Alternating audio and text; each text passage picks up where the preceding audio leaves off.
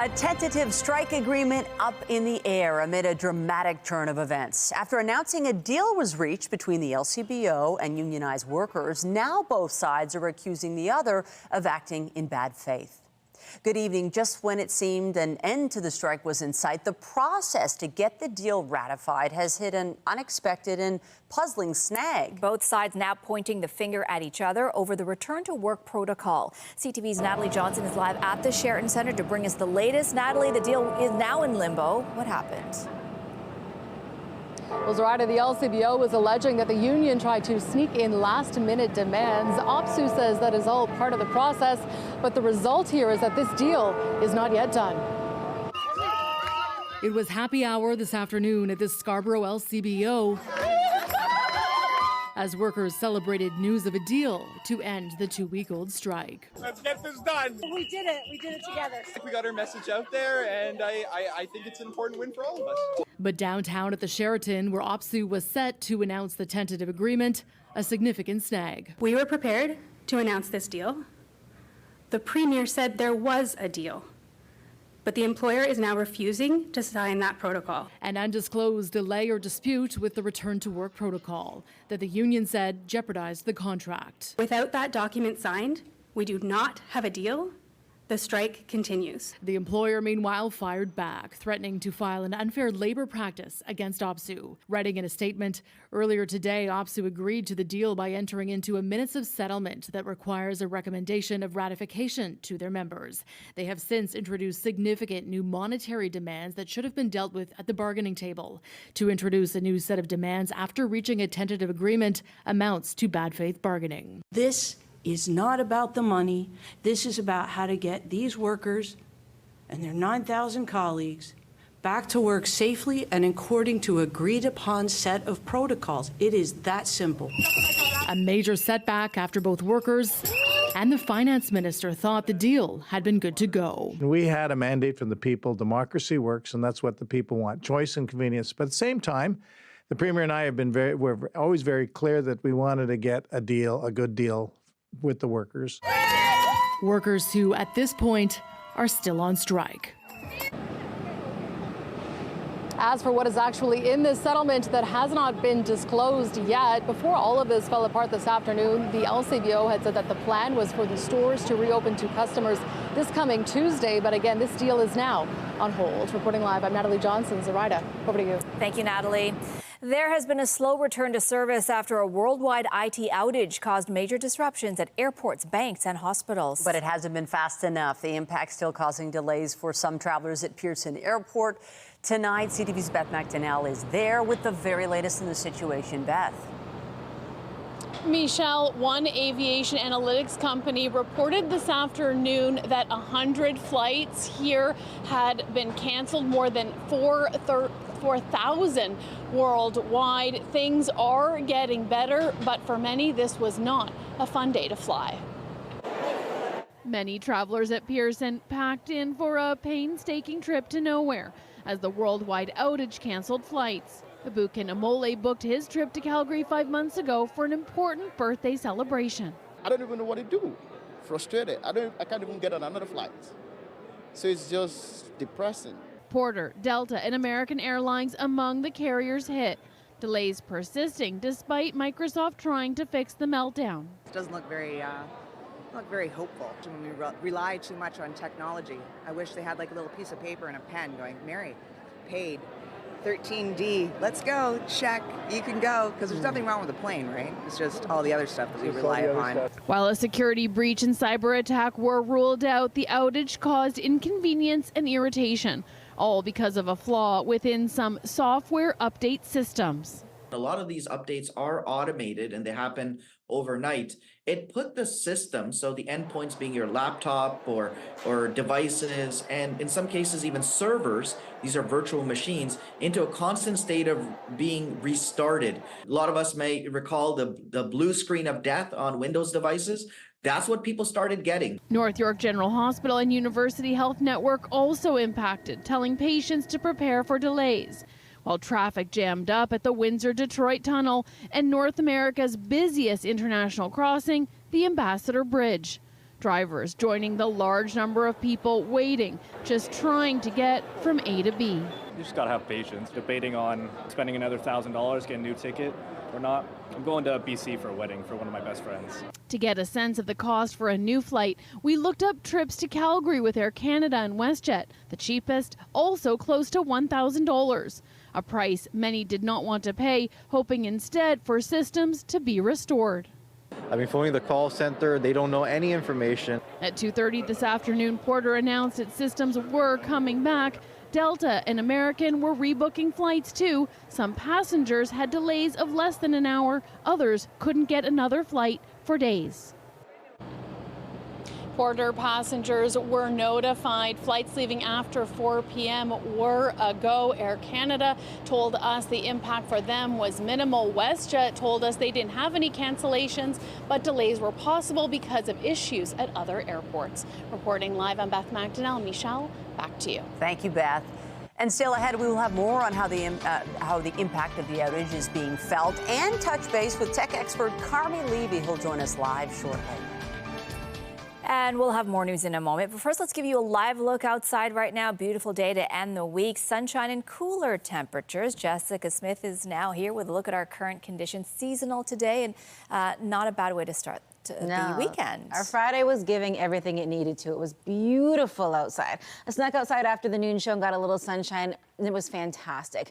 After such a rocky start to the week with that historic rainfall, we are settling into a stretch of days that really is quite nice, and thankfully so, as we continue that cleanup effort. But there's not much going on in the satellite and radar picture because there's not much going on. High pressure holding firmly, keeping the sky nice and clear. Right around the Golden Horseshoe, we're sitting around, 24, 25 for the most part, feeling like 27. If you're heading to the Indy this weekend, it is going to be fantastic both days. Coming up, I'll have a full look at your forecast, whether you're staying in town or heading up to the cottage right now. Back to Michelle and Zoraida. Thank you, Jess. Yes, the roar on the Lakeshore is back. The Ontario Honda Indy weekend kicked off today with Free Fan Friday. But the annual car racing event is also tying up traffic in an area already congested. CTV's John Musselman joins us now live with both the excitement for fans and frustrations for drivers. John.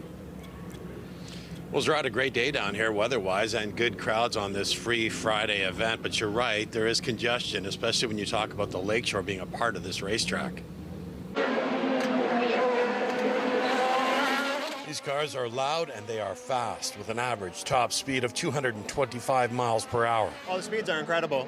I love watching them go down Lakeshore. You can hear the backfire when they break down over at the end there. It's a lot of fun. I love going into the pit lane. I love the atmosphere of racing. I like the sounds that cars make. I love it all. This weekend, Toronto was hosting the 36th edition of the Honda Indy. Drivers from around the world are competing on this 2.8-kilometer street circuit on the exhibition grounds. It's almost the peak of engineering. It's they design the cars so equal where it comes down to the driver to show what the cars can do. Oh, we love the atmosphere. We love everything about it. It's a great time, so we're happy to be here. Part of the track includes a section of Lakeshore Boulevard. It has been shut down for the weekend event. The closure, coupled with the Gardner construction, means traffic into and out of the core will be an issue. Race enthusiasts are being urged to use public transit if they want to avoid traffic delays or parking issues. Meanwhile, back at the event, there are all kinds of things going on for fans. They can tour the pit area, visit Thunder Alley. There are also exhibits and all kinds of games and food. I like the sound of the cars the best. It's exhilarating. Fashion is great. The cars, the engineering, the people watching. It's incredible. I'm happy to be here. The Honda Indy has qualifying tomorrow. The race will take place on Sunday afternoon. And again, organizers are urging anyone coming down here to consider using the public transit system, TTC or GO Train, if you want to avoid all the traffic hassles this weekend. Reporting live, I'm John Musselman. I'll send it back to you. Thank you, John.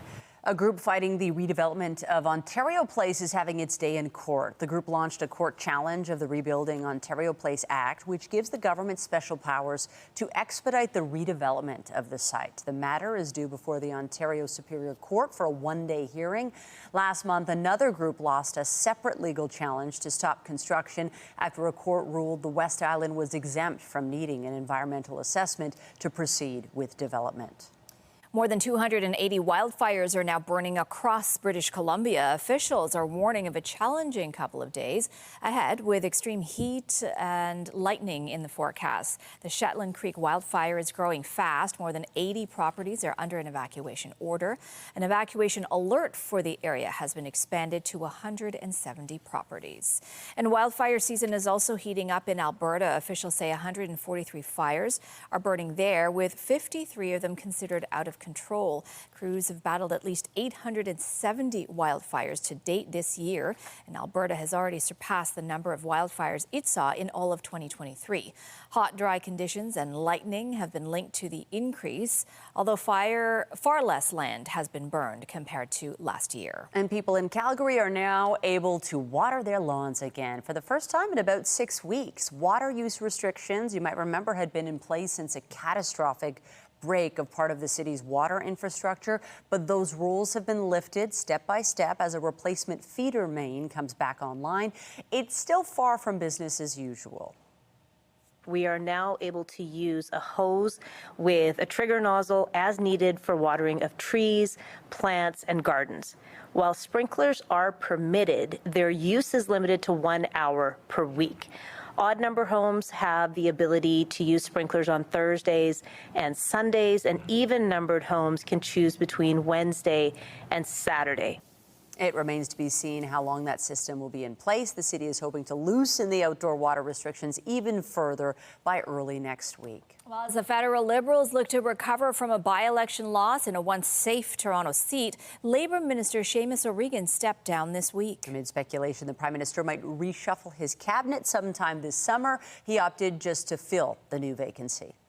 What we do every day is we wake up, my colleagues and I speak to a lot of my colleagues as well, and we are resolved to continue the work and continue on the path that we have set for Canadians. We understand, of course, there is nothing you can take for granted in politics. The honor of serving Canadians as their government is something that must be earned every day, and I detect a resolve among all of my caucus and cabinet colleagues. Steve McKinnon has been serving as government House Leader while Karina Gould has been on parental leave. She's expected to return this month. As the federal inquiry into foreign interference continues, Elections Canada has outlined some potential changes it could suggest aimed at protecting the country's electoral process. The interim report from the public inquiry flagged party nomination contests as a possible gateway to meddling. Documents prepared by Elections Canada suggest barring non-citizens from voting in those internal races, requiring clearer contest rules from political parties, and outlawing practices like voting more than once could be areas for discussion. The documents were obtained by the Canadian press. Elections Canada didn't comment on its ongoing consultations. Below the border, Donald Trump has formally accepted the Republican nomination for president. That happened last night, capping off a 4-day party convention in Milwaukee. It was Trump's first speech since a gunman tried to kill him over the weekend at a rally in Pennsylvania. I will bring back the American dream. That's what we're going to do. You don't even hear about the American dream anymore. Trump's speech was long, about an hour and a half. He spoke about unity and prosperity, but also shifted back to familiar rhetoric of undocumented immigration and elections fraud. Trump also recounted his attempted assassination, telling the crowd, quote, "I'm not supposed to be here." When I heard a loud whizzing sound and felt something hit me really, really hard on my right ear, I said to myself, wow, what was that? It can only be a bullet. And moved my right hand to my ear, brought it down. My hand was covered with blood, just absolutely blood all over the place. I immediately knew it was very serious, that we were under attack, and in one movement proceeded to drop to the ground. Bullets were continuing to fly as very brave Secret Service agents rushed to the stage, and they really did. They rushed to the stage. Trump also paid tribute to the firefighter who was killed amid that gunfire Saturday at the rally. Reaction to Trump's speech, meantime, has been mixed, with some analysts questioning if it won over any undecided voters. I thought it was a missed opportunity for the ex-president because, again, for those who were tuning in, they were perhaps tuning in for the sole purpose of seeing Donald Trump in the aftermath of the assassination attempt to see if it changed him. This was an opportunity for him to speak to them. And I think when we saw, again, more about immigration and rounding up people and Hannibal Lecter, I think it just widely missed the mark, unfortunately. And CTV News political analyst Eric Ham also questioned the narrative of unity at the convention, noting the absences of high-profile Republicans who opposed Trump's nomination. As he recovers from COVID-19, U.S. President Joe Biden reacted to his opponent's speech in a statement. Biden wrote, "I look forward to getting back on the campaign trail next week to continue exposing the threat of Donald Trump's Project 2025 agenda while making the case for my own record and the vision that I have for America, one where we save our democracy, protect our rights and freedoms, and create opportunity for everyone. The stakes are high and the choice is clear. Together, we will win." But a growing number of Democrats say they're not sure Biden remains their best shot at holding on to the White House. Biden's campaign co-chair weighed in on the talks around choosing a different candidate. I think our president is weighing what he should weigh, which is who is the best candidate to win in November and to carry forward the Democratic Party's values and priorities in this campaign. He has been an exceptional president. There are folks still saying he is not strong enough or capable enough to be our next president. I disagree. But I am confident he is hearing what he needs to hear from colleagues, from the public. Meanwhile, a new poll shows about 6 in 10 Democrats believe Vice President Kamala Harris would do a good job in the White House. About 2 in 10 Democrats don't believe she would, and the others were uncertain. Since Biden's debate difficulties last month, many Democrats have privately looked to Harris to step in and succeed Biden as the party's presidential nominee. For her part, Harris has remained loyal to Biden. Returning now to that massive tech outage blamed for disrupting travel, commerce, and health services across the globe today. Here's CTV's Quebec Bureau Chief Genevieve Beauchemin with a look at the ongoing impacts and the recovery. Just 1 weak link threw much of the world into online chaos. In Canada, Porter Airlines grounded its fleet for much of the day. The gentleman at Porter told me to go take Via Rail back to Toronto. They got chairs, they were handing out water and donuts earlier. Some passengers were actually getting mad at the people working here, so everybody's frustrated. Here and around the globe as the tech outage scrambled flight plans. I am so upset right now. Those traveling by land faced long lineups at some Canada-U.S. border crossings. But the outage also knocked other critical systems offline. Several hospitals across the country put workarounds in place. Backup systems were forced to kick in to keep emergency services online, and several banks worldwide struggled to keep up operations. Some businesses shut down for the day, unable to operate the old-fashioned way without technology. A bad file, not a cyber attack, say officials, is to blame for the massive disruption. CrowdStrike is aware. CrowdStrike, a cybersecurity firm, deployed a faulty update to computers. By the time it sent out a fix, a lot of damage was done. Microsoft's so-called blue screen of death, synonymous for so long with IT trouble, was everywhere. All in all, it was an outage that officials say highlighted the pitfalls of our interconnected world. I was expecting a little bit of chaos, but not this much, so it's pretty astounding. Getting things fully back on track could take days. Genevieve Beauchemin, CTV News, Montreal. And for more on this, we're joined by tech expert Carmi Levy. Nice to have you on once again. Carmi, experts are calling it the largest IT outage in history. What do you make of this? Oh, I'm right with them. This is easily the most significant outage I've covered in my career in terms of scope and scale, the speed with which it's spread from country to country early in the day. This is unprecedented. And if we don't learn from this, then we certainly have to look at ourselves in the mirror. This should be a watershed event in information technology best practices, no matter what company you're in. If you're in IT, you should be looking at this as a learning experience. What went wrong? How did these companies respond to it? Where did they drop the ball? And how do we ensure that we don't end up becoming a headline like CrowdStrike did this time? Wasn't good for the stock either. Is it at least good news that this isn't the result of cyber attack, or is it perhaps very much unsettling to think that this, a little old software update could wreak so much havoc? It's certainly good news that this wasn't a cyber attack, but that certainly isn't enough reason for us to just say, okay, we're done. We can go back to our normal lives.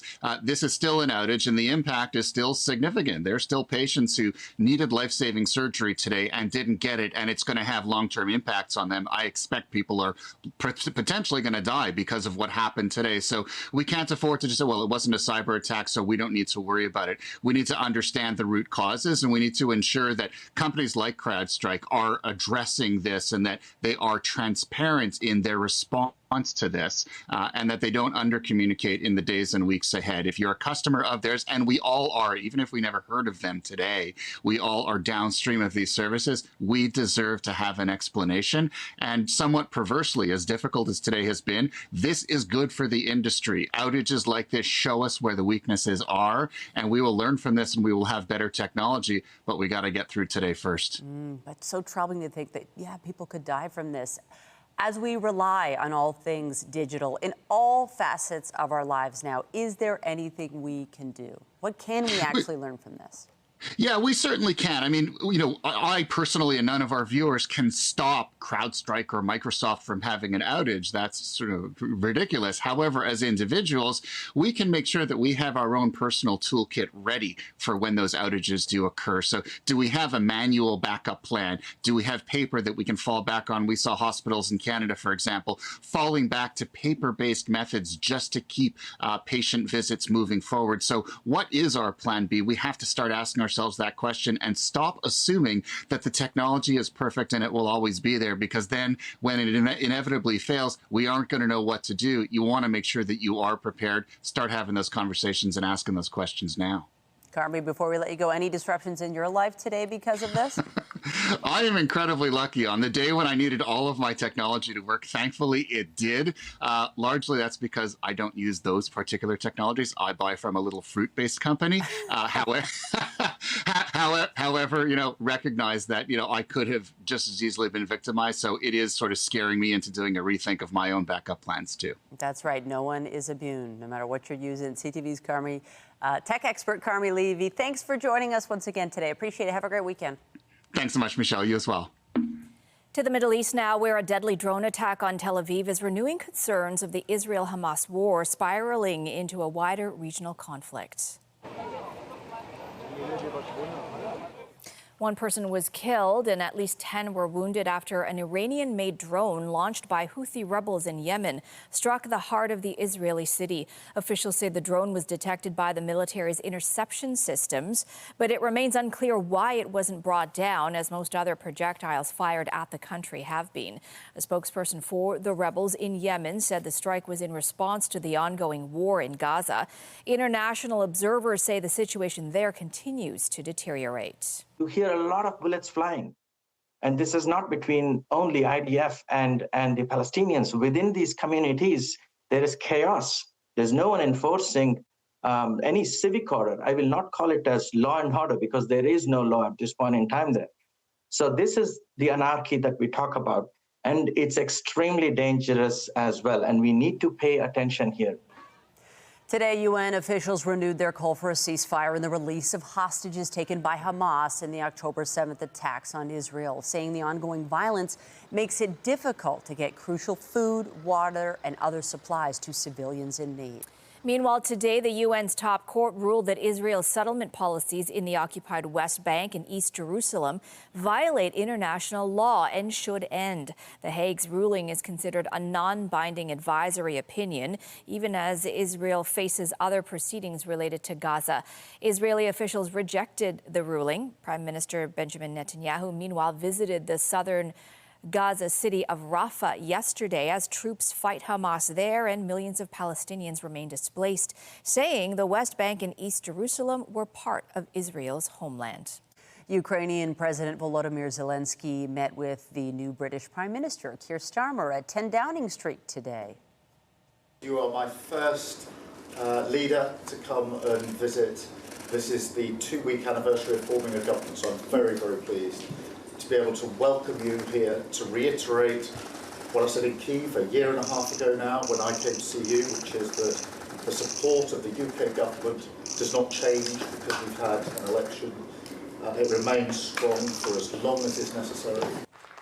Zelensky later addressed a meeting of the UK's cabinet, the first foreign leader to do so since Bill Clinton in 1997. The Ukrainian leader used the opportunity to stress his call for additional long-range missile capacity in the fight against Russia's invasion. In Russia today, a U.S. journalist was sentenced to 16 years in prison after he was convicted on charges of espionage, rejected by both his employer and Washington. Evan Gershkovich was first detained in March of 2023. Russian authorities claimed without evidence that he was gathering secret information while on a trip to the Ural Mountains. He's the first U.S. journalist taken into custody on espionage charges in Russia since 1986. Analysts say his conviction could pave the way for a prisoner exchange with the U.S. As France gets ready to welcome the world at the Summer Olympic Games, officials are preparing for the heightened security risks surrounding the massive event.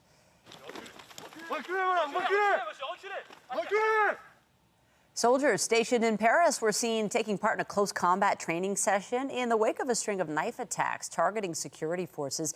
Infantry officers were seen punching and kicking training bags, wielding batons and using dummy rifles during their training. I'm Scott Lightfoot, live in Young Dundas Square. Members of Toronto's Bangladeshi community have come out to show support for student protesters in their homeland. We'll explain why just ahead. High pressure continues to hold firm as we round out our weekend, so that means sunshine right through until sunset. We're also holding on to a pretty light wind, so the humidex not too much of a factor, but it's comfortable. Coming up, I'll have a full look at your long-range forecast as we step into a busy weekend here in the city and across the GTA. And stay with us, we have another full night of great shows for you right here on CTV.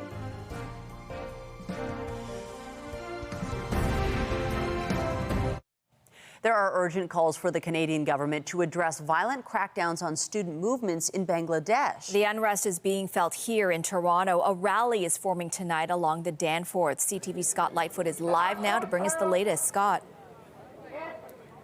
That's right. People are gathering here, Young Dundas Square. You can hear it's getting a little loud here. They're here to protest the actions of the government of Bangladesh. After several days of violent clashes involving student protesters, there are several hundred people here now, and the numbers have been growing over the past few minutes. A national curfew was announced earlier today by the government of Bangladesh. After days of deadly clashes in that country, military forces have been deployed to maintain order, and all gatherings have been banned in the capital. The protests in Bangladesh actually began weeks ago, and they're all over the government's reinstatement of a job quota system, which sets aside 30% of government jobs for family members of people who fought in the 1971 War for Independence from Pakistan. In the past few days, those protests have increased in violence. It's believed more than a dozen people have been killed, scores more injured. Now, one of the issues for members of the Bangladeshi community here in the GTA is trying to reach their loved ones and trying to get information about what is happening in their homeland. Here's what they told us a few moments ago. They kind of like shut down internet, telephones, so it's getting very hard time to reach out to our friends and families.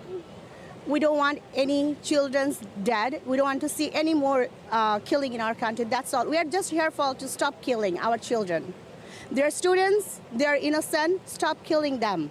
We don't want to talk about any political issues or anything. We are not about that. We don't want to talk about this. It's like, if there is any issues, court will decide what is right, what is wrong. We are not here for that.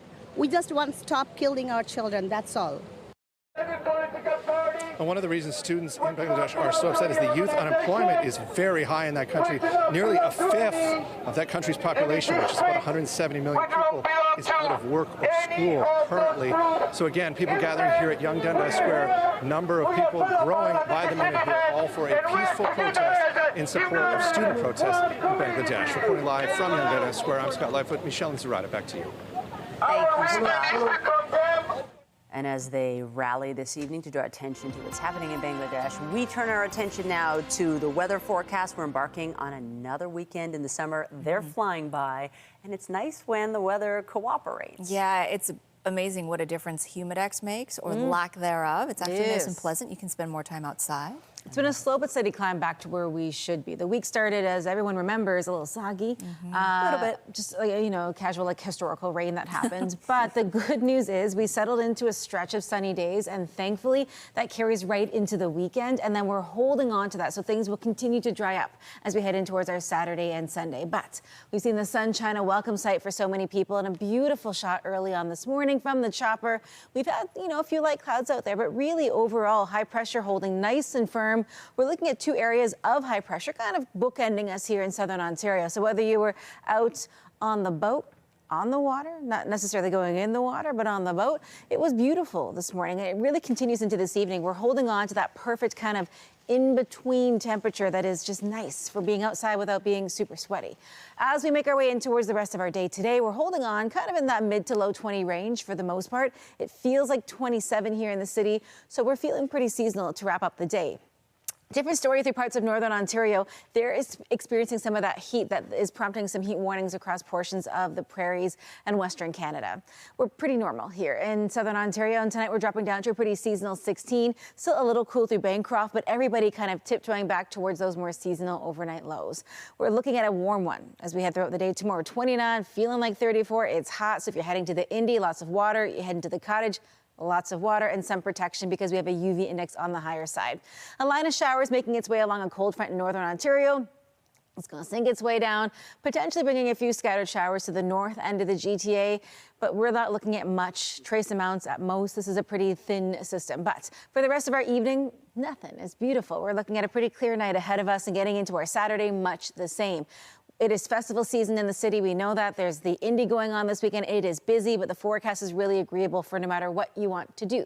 As we head in towards Sunday, we're looking at the potential of those showers that kind of sink their way down Saturday night through Huntsville, Bancroft, tiptoeing into kind of that north end of the city, but we're looking again at trace amounts at most if it does come to fruition at all. The bulk of that system really breaks up as it gets past Bancroft. Heading into our Sunday, though, beautiful into the afternoon and evening, and we wrap up the weekend with a nice little bow in the way of some seasonal weather. Temperature-wise, it's not too bad throughout your Saturday, your Sunday. As we head in towards Monday, more of the same. So really the stretch of sunny days continues right into the beginning of next week. The next chance for showers really rolls in kind of late in the day. Wednesday, we see the chance of some scattered showers as we get in towards Thursday.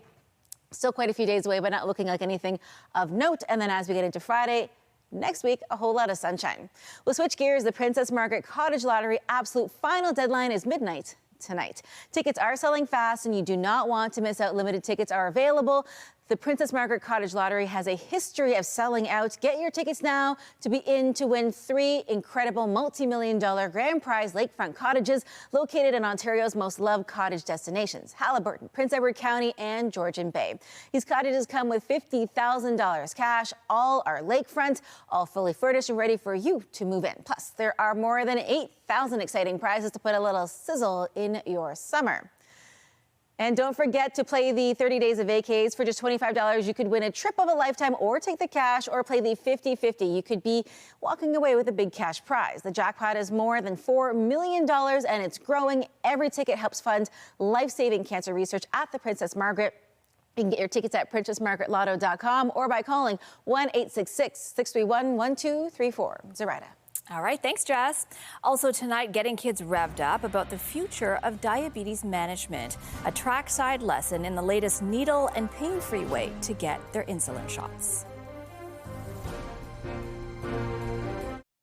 A day at the races for a group of kids today was a lesson in motor racing, but also in diabetes management. Our health reporter Pauline Chan was trackside today. It was a day to learn about cars. We're going to have around 90 to 100 kids all throughout the weekend. We're actually supporting the charity. And racing. And the latest in technology for diabetes management. So what I do is I put this on and I decide how much insulin I'm going to give. Chris Jarvis made his name as an Olympic rower, but as a person living with type 1 diabetes, he's dedicated to helping others, especially children, manage diabetes and live the best life possible. We're getting to showcase the first needle-free injection for people with diabetes. The Insujet injector uses a spring-like mechanism to rapidly send insulin through the skin. There is no pain from a needle. It reduces the risk of infection or contamination, and it's highly portable. 12-year-old Jake currently uses an insulin pump. I think it's amazing. The main problem with children and their insulin pens is that they're really scared of the needles and they don't want it to go into them. I think it'll make kids less scared because it's just a little thing. You can't see any needle. So when they put it on, it won't hurt. Type 1 diabetes is an autoimmune disease which requires 24/7 management, but that doesn't mean people who have diabetes can't live full and active lives. Every time I was at the track, I had my dad, my mom, my sister that were all around me, and everybody had a juice box ready. My dad was always checking my blood sugars. Former race car driver Chase Pelletier talked to the kids about the importance of monitoring those levels, especially as the exertion of racing can cause sugars to drop quickly. Also, if I had a high blood sugar, I just wouldn't be performing at my best as well. So I had to have really good tight tolerances. He didn't have the Insujet when he was racing, but he says it could be a game changer for children and adults living with diabetes. Pauline Chan, CTV News. 911 emergency call systems across Ontario are undergoing some major upgrades under a nationwide directive from the CRTC. Callers won't notice any changes at first, but it is expected that dispatchers will. Next Generation 911 replaces analog technology in emergency communication centers with a digital network. That's expected to help providers get to urgent calls faster. It'll also eventually make it possible for callers to directly send in text messages, photos, and videos. Toronto Police recently finished the first phase of their 911 modernization. Netflix is sharing some strong results as it tries to hold on to its dominant spot in the content streaming market. The streaming service says it added more than 8 million subscribers in the second quarter compared to just under 6 million in the same period last year. The results were driven in part by strong viewership figures of shows like Bridgerton, which recently released its third season. Revenue was also up 17% year over year as Netflix and other streaming services implement ad-supported plans and crack down on password sharing. After the break, Canadians rein in their spending. A sales slump in May, sparking calls for another interest rate cut. We'll have that and the day's other business headlines in just a few minutes.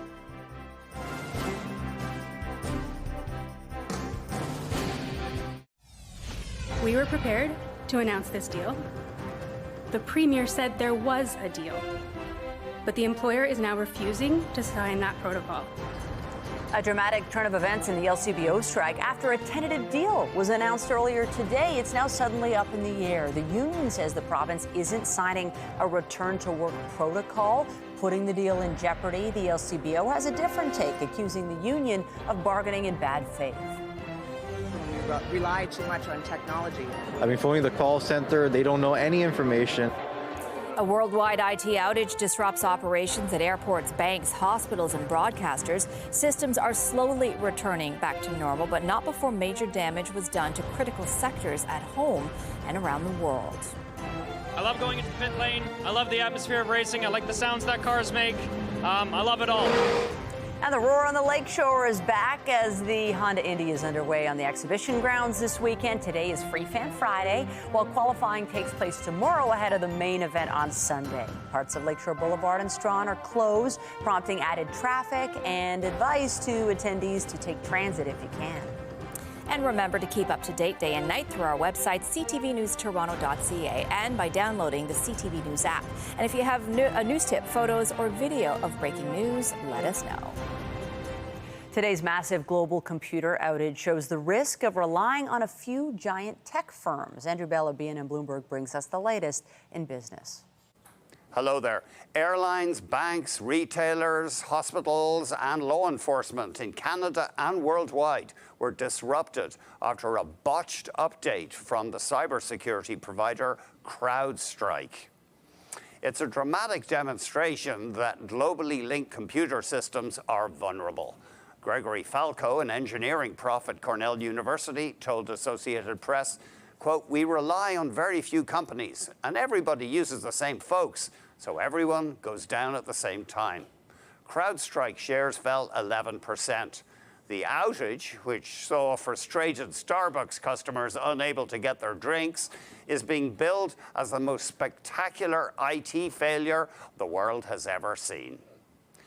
Canadian consumers are tightening their belts. Retail sales saw a sharp pullback in May, and preliminary numbers point to another drop in June.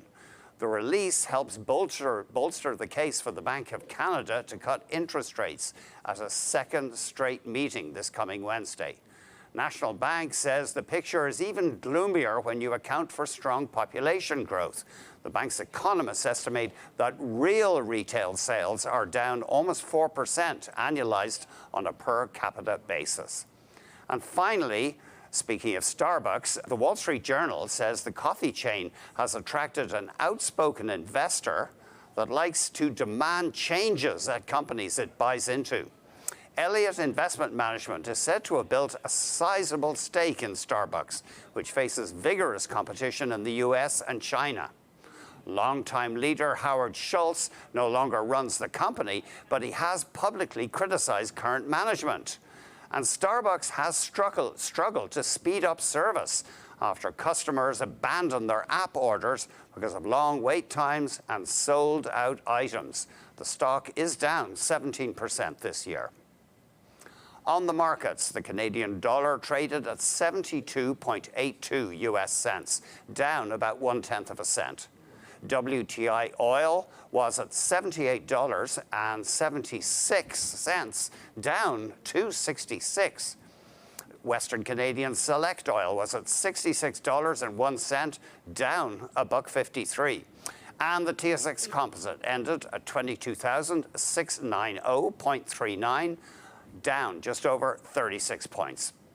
That's the latest in business. I'm Andrew Bell of BNN Bloomberg. The Business Report is brought to you by Canadian Western Bank, the bank built for business. Mortgage holders, prospective home buyers, and many other Canadians will have their eyes on the country's central bank next week. The Bank of Canada is set to announce its next interest rate decision on Wednesday. The decision won't be released until then, but analysts say signs are positive for another rate reduction after last month's cut and the slowing of Canada's inflation rate to 2.7%. Meanwhile, a new report from RBC suggests Canada's economy is acting like it's in a recession, even if it technically is not. It says higher interest rates and higher inflation in 2022 and 23 ate away at household purchasing power, and weaker demand prompted unemployment increases of a magnitude usually only seen in recessions. But the report says surging population growth has masked the recession-like economic backdrop by adding 2.1 million additional consumers since mid-2022. Well, some Canadian families will begin seeing a bit more money from the Canada Child Benefit Program starting today. Families can now expect to receive monthly payments of just over $648 for children under 6 years old. That works out to about $350 extra per year. Families with kids between 6 and 17 will receive $295 more per year. The benefit program is geared towards struggling low and middle income families and was first introduced in 2016. Toronto City Council will soon consider whether the bike share program should be expanded to include younger riders. Right now, only cyclists aged 16 and up are allowed to use the bikes, and riders under the age of 18 have to be accompanied by a parent. But Councillor Diane Sachs is calling for those rules to be loosened so that 14 and 15-year-olds can use the bikes with parental supervision, and 16 to 17-year-olds can ride them solo. The Toronto Parking Authority has reported it does not formally enforce those age requirements, but Sachs says changing the rules would encourage more young people to ride. Just ahead, an Olympic warm-up for Canada's men's basketball team hitting the court in Paris for exhibition action. How our boys fared against France after the break. Tonight, a social media trend triggers a public health warning. My simple recipe for homemade sun cream. The facts and the fiction about do-it-yourself sun protection later on CTV National News. Get Toronto's top stories, breaking news alerts, and watch live. Download the CTV News app. The countdown to the Olympics is on as the Games open just 1 week from today. In Europe, Canada's men's and women's basketball teams are getting ready for the Paris Olympics with exhibition games this week. The men's national team is already in France. They played a tune-up game against the host country today, and they won by a score of 85-73. They'll play another exhibition game against Puerto Rico on Sunday. The women's national team is due to play exhibition games in Spain against Australia and Spain in the coming week. Go Team Canada. And the Toronto Blue Jays, meanwhile, return home tonight to take on the Detroit Tigers following the All-Star break. Fly ball deep right field. It is way back. It is gone. The Jays are staring down a lost season with plenty of questions going into the trade deadline. The team is 8 games under 500 and 9.5 games out of a wild card spot with plenty of teams ahead of them. Weather-wise, nice evening, and we have a gorgeous Saturday ahead. I'm excited for the weekend. These are the summer weekends you want, right? They're warm, but they're not too warm. We have a little bit of a breeze out there, southerly or westerly for the most part, right throughout the weekend. Not much going on in the way of active weather, and that's a good thing. We have high pressure holding firm, and that means the satellite radar picture, I promise, is working. There's just nothing going on. Temperature-wise, we're at 25. It feels like 27. Around home tomorrow, gorgeous, but that UV index is high, so sun protection is key. Through to your Sunday, the chance of maybe a passing shower early in the morning, but overall we're holding on to a fantastic weekend forecast, and that carries right through to the beginning of next week. A little late week shower activity, but overall, I don't hate it. I'll take it. I'll take it too. Thank you, Jess. That's it for us. But Morella Fernandez has you covered tonight at 11 for CTV National News, followed by Zarad Alman with our next local newscast at 11:30. In the meantime, our coverage continues anytime on CP24 and online at ctvnewstoronto.ca. For Jessica Smith and the whole team here at CTV News, thank you for watching and have a great night. We'll see you at 11:30.